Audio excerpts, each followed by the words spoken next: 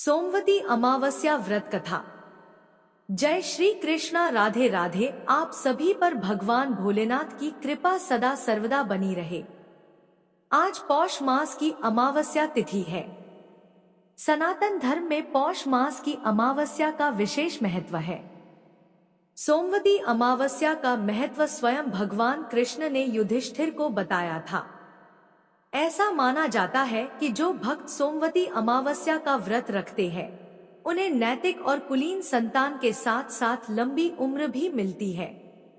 जो लोग इस दिन गंगा जैसी पवित्र नदियों में एक पवित्र डुबकी लगाते हैं, वे अपने अतीत और वर्तमान के पापों से छुटकारा पा लेते हैं। अमावस्या के दिन पवित्र नदी में स्नान करना चाहिए, साथ ही इस दिन दान भी करना चाहिए। इस दिन पीपल के वृक्ष की उपासना की जाती है। धार्मिक मान्यताओं के अनुसार पीपल के वृक्ष में सभी देवी देवताओं का वास होता है, इसलिए इस दिन पीपल के पेड़ में जल अर्पित करने से सभी मनोकामनाएं पूरी होती हैं। अमावस्या पर पितरों के लिए व्रत करने की भी परंपरा है।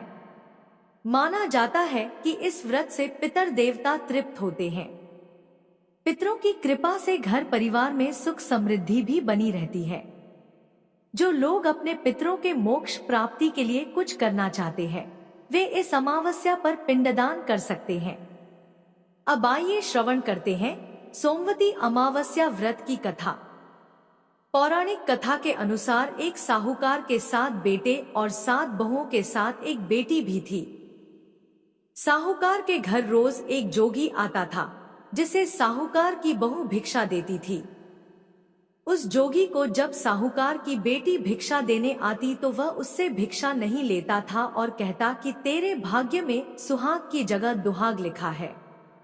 लड़की को उस जोगी की यह बात बहुत बुरी लगती और एक दिन वह अपनी माँ से रोते रोते जोगी की बात बताती है।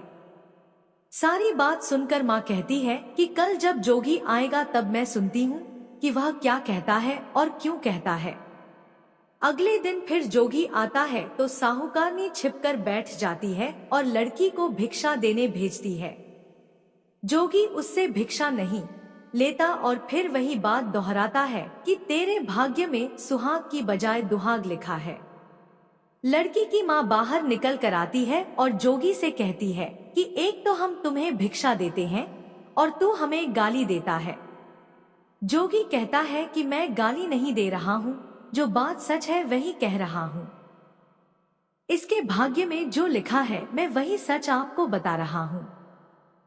सारी बातें सुनने पर लड़की की माँ कहती है कि जब तुझे सारी बात पता है तो इससे बचने का उपाय भी पता होगा, वह बता। जोगी कहता है कि 7 समंदर पार एक धोबन रहती है जिसका नाम सोना है। वह अमावस्या का व्रत करती है। अगर वह आकर इसे फल दे दे तब इसका दुहाग टल सकता है, अन्यथा विवाह के समय सर्प के काटने से इसके पति की मृत्यु हो जाएगी। सारी बात सुनकर माँ रोने लगी और सोना धोबिन की तलाश में निकल गई। चलते चलते रास्ते में तेज धूप पड़ रही थी, जिससे बचने के लिए वह एक पीपल के वृक्ष के नीचे बैठ गई। उसी वृक्ष पर एक गरुड़ के बच्चे अपने घोंसले में थे। एक सांप आया और गरुड़ के बच्चों को खाने के लिए लपका, लेकिन साहूकारनी ने उस सांप को मारकर बच्चों की रक्षा की। कुछ देर बाद गरुड़नी आई और सब जगह खून देखकर साहूकारनी को चोट से मारने लगी। साहूकारनी बोली कि एक तो मैंने तेरे बच्चे को सांप से बचाया और तू मुझे ही मार रही है। सारी बातें जानने पर गरुड़नी बोली कि तूने मेरे बच्चों की रक्षा की है, इसलिए मांग जो चाहती है। साहूकारनी गरुड़नी से कहती है कि मुझे 7 समंदर पार सोना धोबिन के यहाँ छोड़ दो, और गरुड़नी ने वैसा ही किया। साहूकारनी वहां पहुंच तो गई, लेकिन सोचने लगी कि इसे कैसे मनाऊं। सोना धोबिन की भी 7 बहुएं थी, लेकिन घर के काम को करने के लिए सदा आपस में ही लड़ती झगड़ती रहती थी। रात को जब सब सो जाते तो ब्राह्मणी साहूकारनी के घर जाती और चुपके से सारा काम करके उजाला होने से पहले चली भी जाती। सारी बहुएं आपस में यही सोचती कि कौन सी बहू है जो सारा काम कर देती है, लेकिन एक दूसरे से पूछने की हिम्मत किसी की भी नहीं होती। एक दिन सोना धोबिन ने भी सोचा कि आजकल बहुएं लड़ती भी नहीं है और काम भी सारा हो जाता है। सोना धोबिन ने सारी बहुओं को बुलाया और पूछा कि आजकल तुम लड़ती भी नहीं हो और घर का सारा काम भी हो जाता है। सोना धोबिन ने अपनी बहुओं से पूछा, घर का सारा काम कौन करता है?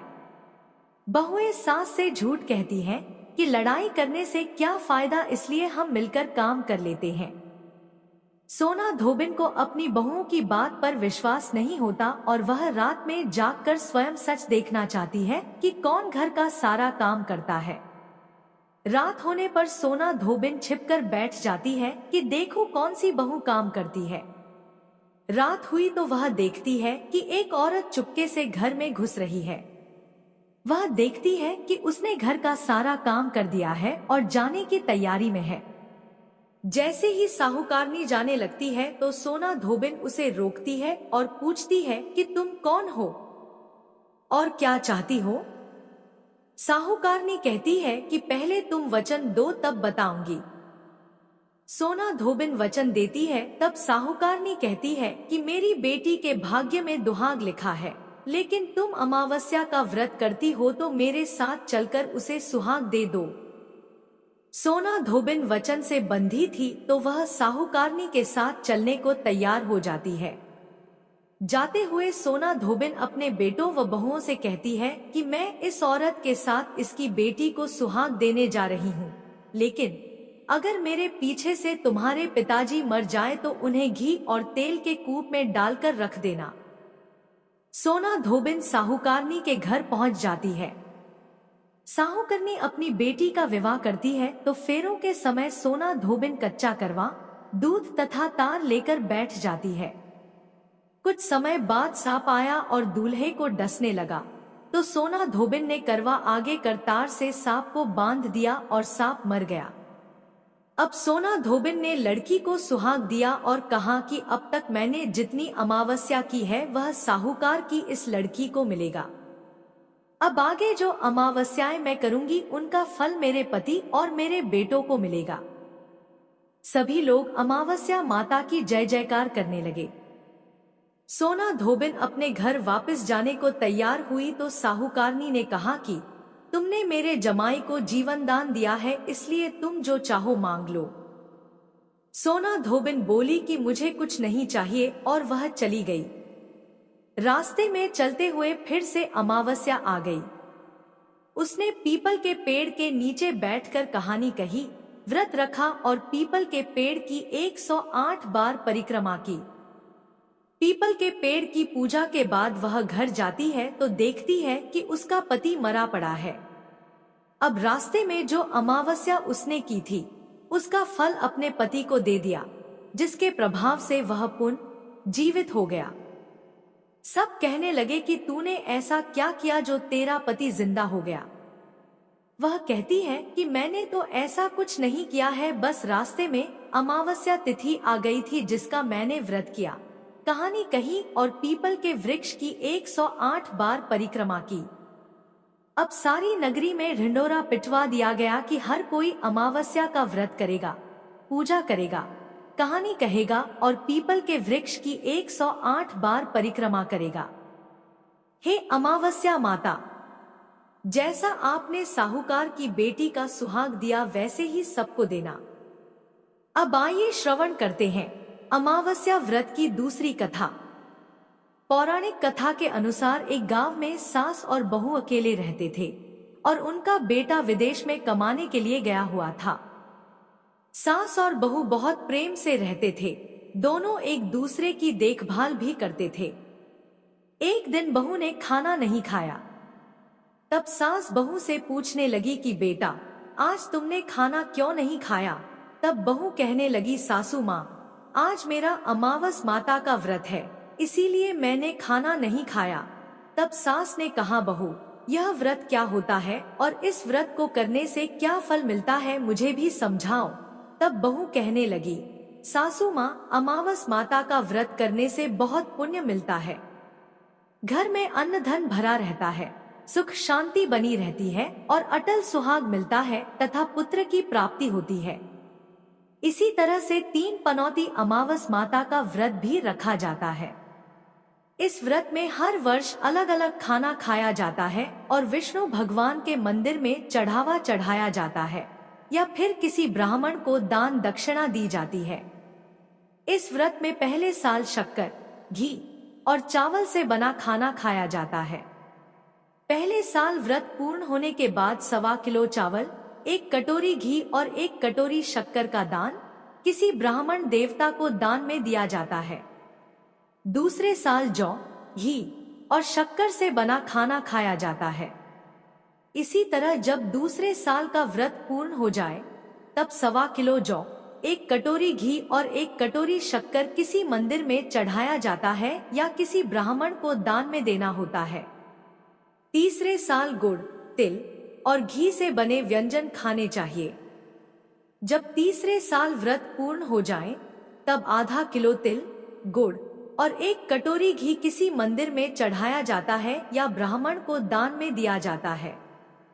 सासू माँ इसे ही 3 पनौती अमावस्या का व्रत कहा जाता है।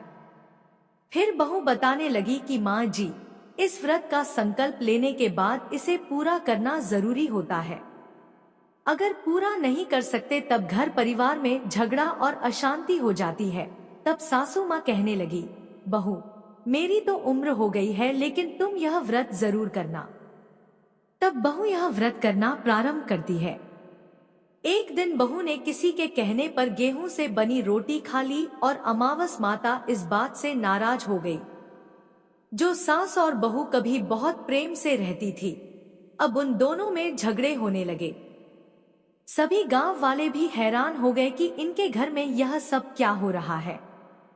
सास अपनी बहू को कहने लगी, जब से तुम हमारे घर में बहू बनकर आई हो तब से हमारे घर की लक्ष्मी चली गई है।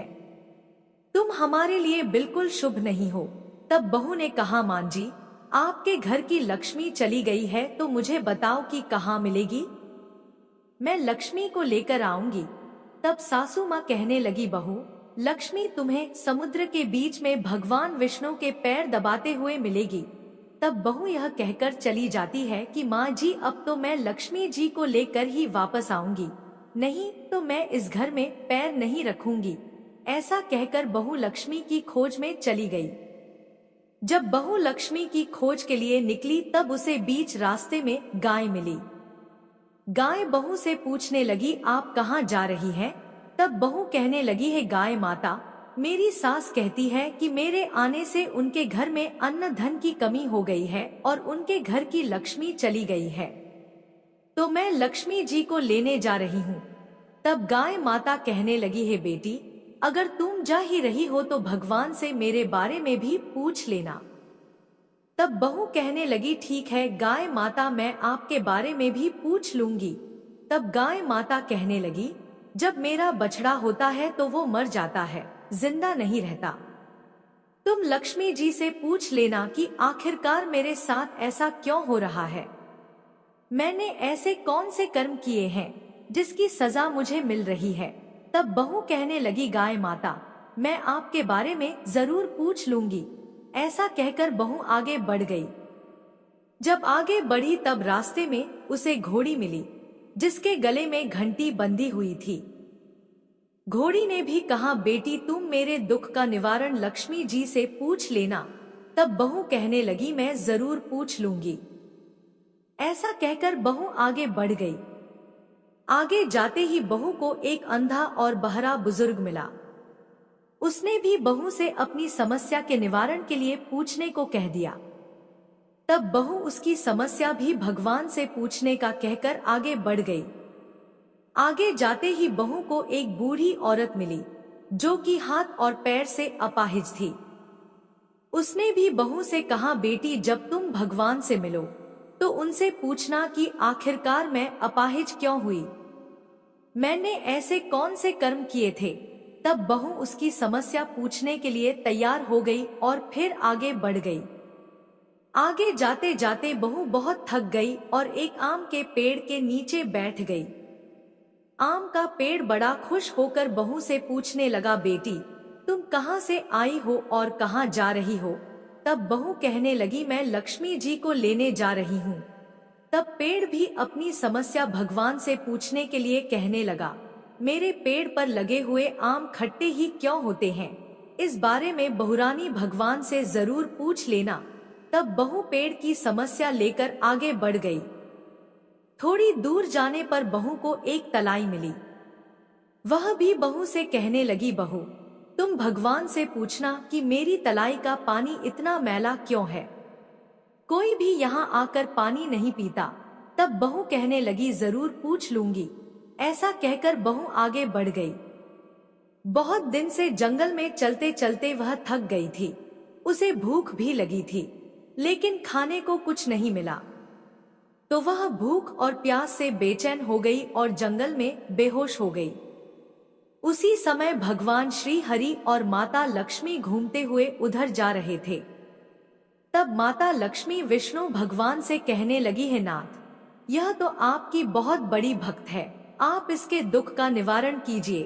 तब भगवान श्री हरि कहते हैं, इस संसार में तो बहुत से जीव दुखी हैं, सभी अपने अपने कर्मों का फल भोग रहे हैं, मैं किस किस के दुख का निवारण करूं? तब माता लक्ष्मी भगवान श्री हरि से विनती करने लगी, कहने लगी कि वह भूखी प्यासी है, अगर इसे ऐसे में जंगल में छोड़ दिया जाए तो जंगल के जानवर इसे खा डालेंगे। माता लक्ष्मी की बात सुनकर भगवान श्री हरि एक साधु का वेश धारण कर बहू के पास गए और उसे होश में लेकर आए। बहू के होश में आते ही साधु वेश में भगवान उससे पूछने लगे, तुम यहाँ क्यों आई हो और कहाँ जा रही हो? तब बहू ने सारी बात बता दी। उसकी बात सुनकर भगवान श्री हरि और माता लक्ष्मी प्रकट हो गए और उनके साथ साथ अमावस माता भी प्रकट हो गई। बहू यह सब देखकर उनके चरणों में गिरकर उन्हें प्रणाम करने लगी। तब अमावस माता बहू से कहने लगी, बेटी तूने मेरे व्रत को खंडित किया है, इसी की सजा तुझे मिली है, लेकिन अब मैं तुझे क्षमा करती हूँ। अब तुम घर को जाओ, तुम्हारा घर अन्न और धन से भर जाएगा, तुम्हारा घर सुंदर महल में बदल जाएगा और तुम्हारी सभी मनोकामनाएं भी पूर्ण हो जाएंगी। यह सब होने के पश्चात बहू ने रास्ते में जो भी मिला था उन सभी के दुखों का निवारण करने के लिए विनती की। तब भगवान श्री हरि कहने लगे, गाय ने कभी अपना दूध किसी और को नहीं पिलाया, इस कारण उसके बछड़े जिंदा नहीं रहते। तुम उसका दूध पी लेना, फिर उसके बाद उसके बछड़े जिंदा रहने लगेंगे। और घोड़ी पिछले जन्म में आटा पीसने वाली महिला थी। वह किसी को आटा पीस कर नहीं देती थी, इसीलिए उसके गले में चक्की के पाट बंधे हुए हैं। तुम उसके पाट खोल देना, वह बिल्कुल ठीक हो जाएगी। और वह बुजुर्ग कभी भगवान के मंदिर नहीं गया, ना ही कभी उसने भगवान के भजन सुने। तुम उसे ले जाकर मंदिर में दर्शन करवा देना, इससे वह ठीक हो जाएगा। अपाहिज महिला ने कभी अपनी जवानी में दान पुण्य नहीं किया, इसलिए उसकी यह सजा मिली है। तुम उससे कुछ भी दान करवा देना तो उसकी विकलांगता दूर हो जाएगी। और वह आम का पेड़ उसने तो कभी अपने पेड़ के आम किसी बच्चे को खाने नहीं दिए, इसी कारण उसके सभी आम खट्टे होते हैं। अब तुम उस पेड़ का आम खा लेना, फिर उसके बाद से उस पेड़ पर मीठे आम आने लगेंगे। और तलाई का पानी पिछले जन्म में देवरानी जेठानी थी, वह हमेशा आपस में झगड़ा करती रहती थी, इसीलिए उसका पानी मैला है। तुम उसका पानी पी लेना तो वह तलाई शुद्ध हो जाएगी, फिर लोग वहां आकर पानी पीने लगेंगे। इस प्रकार बहू ने भगवान श्री हरि, माता लक्ष्मी और अमावस माता को प्रणाम किया, उन्हें धन्यवाद किया और अपने घर लौटने के लिए तैयार हो गई। रास्ते में उसे जो भी मिला उनकी सभी समस्या भगवान के कहे अनुसार वह दूर करती चली गई। सभी ने उसे भर भर कर आशीर्वाद दिया। घर पहुंचते ही उसका टूटा फूटा घर एक सुंदर महल में बदल गया। उसके घर में अन्न और धन के भंडार भर गए। अब बहू ने सासू माँ से कहा, सासू माँ, आपने तो सच में कहा था कि मैं आपके लिए शुभ नहीं हूँ। मेरे जाने से ही आपके घर में लक्ष्मी आई है। अब आप यहाँ रहे, मैं मरने जा रही हूँ। तब सास ने कहा, बेटी यह सब तुम्हारे अमावस माता के व्रत करने का फल ही हमें मिला है। तुम यहीं पर रहो, अब तुम यहाँ से कहीं नहीं जाओगी। इस प्रकार सास और बहू खुशी खुशी रहने लगे। और फिर एक दिन सास का बेटा भी विदेश से वापस लौट आया। घर में जब उसने खूब धन दौलत और धन के भंडार देखे, तब उसकी माँ ने सारी बात अपने बेटे को बता दी। इस प्रकार वह लोग खुशी खुशी रहने लगे और तीनों मिलकर अमावस माता के व्रत रखने लगे। बोलिए अमावस माता की जय। हे अमावस माता, इस कथा को कहने, सुनने और हुंकारा भरने वाले सभी भक्तों के घर में धन धान्य के भंडार भरना, सभी की रक्षा करना। अब आइए अंत में श्रवण करते हैं अमावस्या व्रत की तीसरी कथा। भगवान श्री कृष्ण से एक बार पक्षीराज गरुड़ ने पूछा, हे प्रभु, पृथ्वी पर लोग अपने मृत पितरों का श्राद्ध करते हैं, उनकी रुचि का भोजन ब्राह्मणों आदि को कराते हैं, पर क्या पितरी लोक से पृथ्वी पर आकर श्राद्ध में भोजन करते पितरों को किसी ने देखा भी है? भगवान श्री कृष्ण ने कहा, है गरुड़, तुम्हारी शंका का निवारण करने के लिए मैं देवी सीता के साथ हुई घटना सुनाता हूँ। सीता जी ने पुष्कर तीर्थ में अपने ससुर आदि 3 पितरों को श्राद्ध में निमंत्रित ब्राह्मणों के शरीर में देखा था। वह कथा सुनो। भगवान श्री कृष्ण कहते हैं, हे गरुड़, यह तो तुम्हें ज्ञात ही है कि श्री राम अपने पिता दशरथ की आज्ञा के बाद वनगमन कर गए थे, साथ में देवी सीता भी थी। बाद में श्री राम को यह पता लग चुका था कि उनके पिता उनके वियोग में शरीर त्याग चुके हैं। जंगल जंगल घूमते सीता जी के साथ श्री राम ने पुष्कर तीर्थ की भी यात्रा की।